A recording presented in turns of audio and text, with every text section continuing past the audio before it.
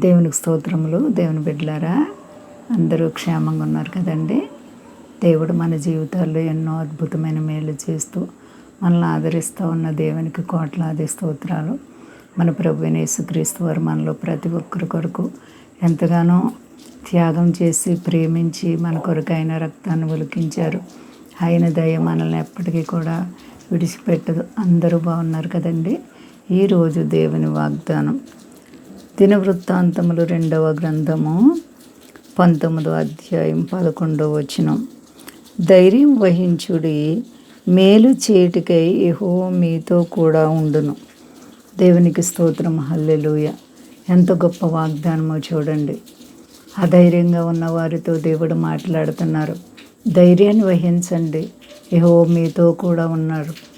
ఆయన మనతో ఉంటే మనకి ఎంత ఆనందమో అండి. ఎప్పుడు ధైర్యం వహించాలి?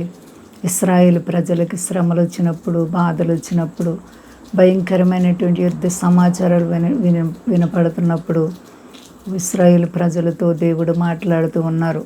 ఇదిగో మీరు ధైర్యాన్ని వహించండి, యెహోవా మీకు తోడుగా ఉండును.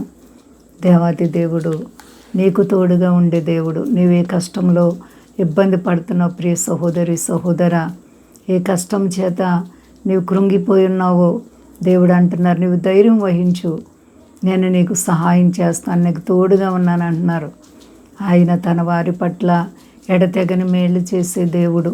నీవేమైనా మరి వ్యాధి బాధల చేత మనసులో నెమ్మది లేక కష్టపడుతున్నావేమో, అయితే దేవుడు నీతో మాట్లాడుతున్నారు. భయపడకు నా కుమారి, నా కుమారుడా అని. దేవునికి నీవు భయపడినప్పుడు దేవుడు నిన్ను ఆదరించి క్షణము కూడా ఆయన భద్రత నీకు ఇచ్చి కాపాడే దేవుడు. ఆయన చాటున నిన్ను దాచుకునే దేవుడు. నీవంటే ఆయనకి ఎంతో ఇష్టం. మంచి స్నేహితుడు మన ప్రభు. కాబట్టి మరి మన జీవితాల్లో దేవాతి దేవుని గురించినటువంటి భయభక్తులు కలిగి నడుచుకుందాం. ఆయన పిల్లలని ఆయన ఎప్పుడు కూడా విడిచే దేవుడు కాదు. నీవు ధైర్యం వహించి దేవుని మీద నీవు ఆధారపడినప్పుడు దేవుడు నిన్నెప్పుడు కూడా విడిచిపెట్టరు. యెహోవా నీతో కూడా ఉండే దేవుడు.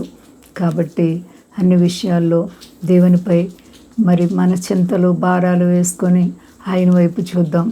ఎవ్వరు భయపడకండి, అంతా క్షేమంగా ఉన్నారండి. ప్రార్థించుకుందాం.